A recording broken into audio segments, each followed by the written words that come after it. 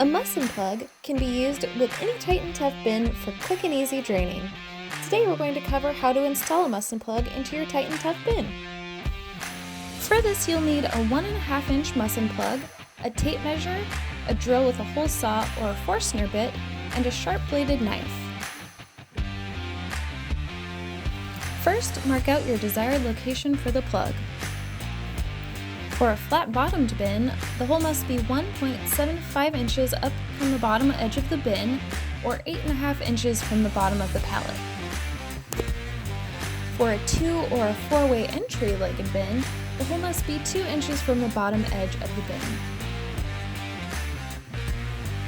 Drill your 1.5 inch hole using the hole saw or Forstner bit.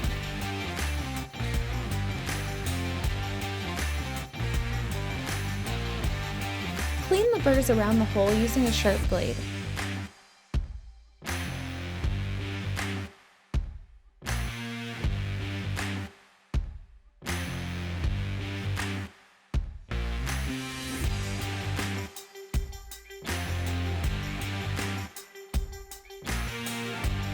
You can now insert the Musson plug from the outside, pushing it in completely and making sure the flange on the plug touches the bin wall.